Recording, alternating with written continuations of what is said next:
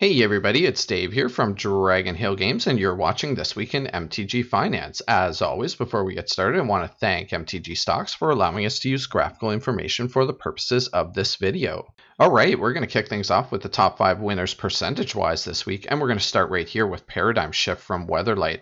So we're at $14.25. This is one of those that appeared on the list a couple of weeks ago. And the spikes have been due to the fact that it combos with Thassa's Oracle, specifically for the Commander format.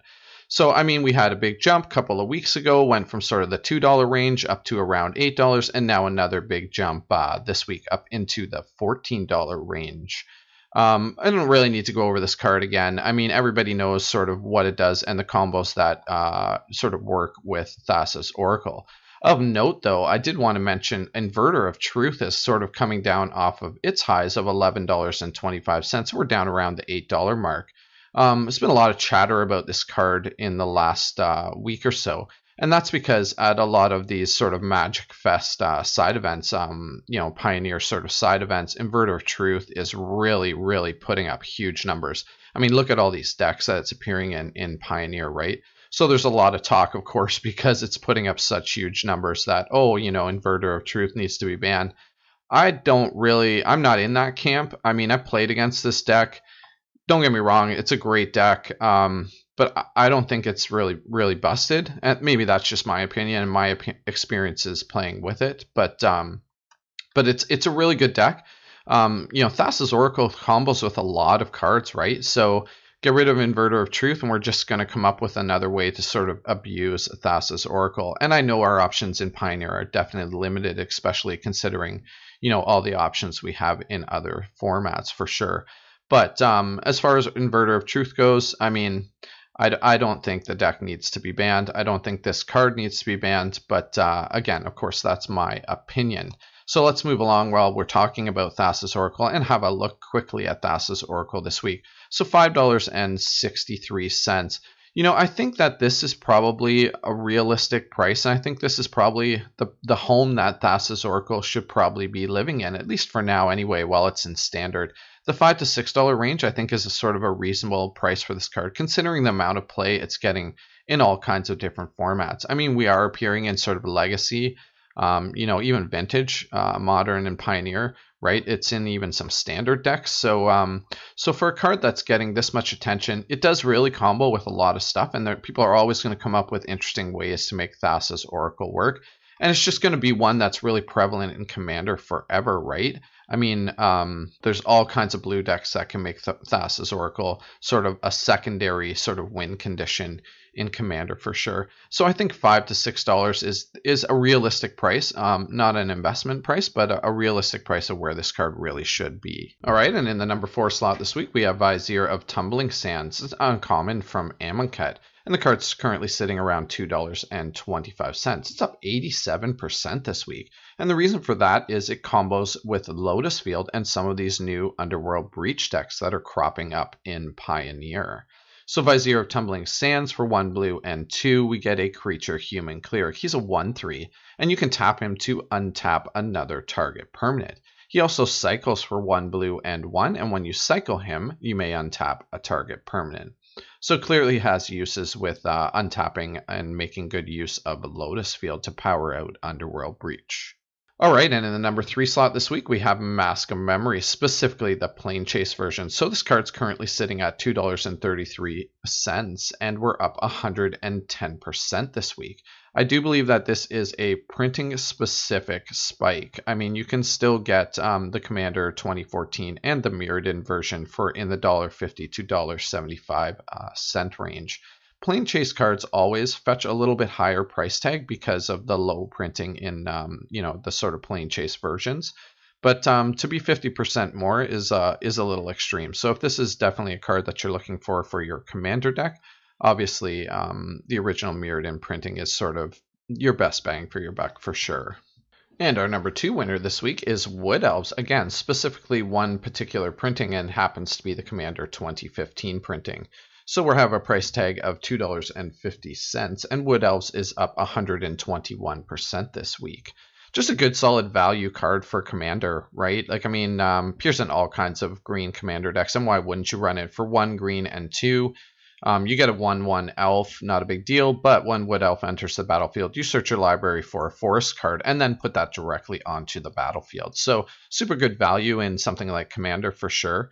It's had a billion printings. It's been a common in everything, right? 7th edition, 8th edition, 9th edition. We've had all kinds of Commander printings, the original Exodus printing, of course.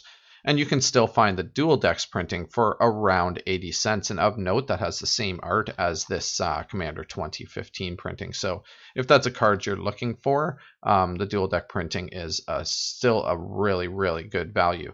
But just a good value sort of investment card for the long term. I mean, the card may get more printings in different Commander decks, but again, it's always going to be one that's sort of sought after. And the bulk of the printings happened a long time ago. So any new printings that we get are just going to be sort of, won't add a whole ton to the market. So investing at, around the $2 mark for any of these versions is definitely good value and a good card for sure for Commander. All right, and our big winner this week is Robber of the Rich from Throne of Eldraine, currently sitting around $8, and this card is up 281% this week. To be honest with you, I'm absolutely not surprised in this at all. This is 100% standard demand driven. I mean, we've got the Worlds going on this weekend, and a bunch of the top players in the world are running 4 copies of this in their deck. So Red Deck has really changed since THEROS Beyond Death dropped, right? I mean, pre-THEROS, sort of the go-to Red Deck and Standard was a Cavalcade versions. And now we've, post-THEROS, we've kind of moved into this sort of early game aggro with things like Fervent Champion and Robber of the Rich. And then sort of closing out the game with, things like Anax and Bone Crusher Giants. So definitely a Red Deck is evolving, but Robber the Rich fits into the current strategy really well. So again, it's absolutely no surprise that we're seeing a price tag of around $8. Where should Robber the Rich be long term? I think while it's in standard, I mean, it's new, it's shiny right now. It's not new, but it's definitely shiny with all the new deck techs that are including it. I think the card's really, a $2 to $4 card. It's a great card. But long term, and once this sort of all the shininess of the current situation with all the decks that are appearing in the world sort of wears off, I think we fall back down into around the $4 range. Well, it's in standard for sure, but I think picking it up, south of $4 is good long term value. It is a good card, and it's always going to be one that is definitely considered for decks like Pioneer and Modern going down the road.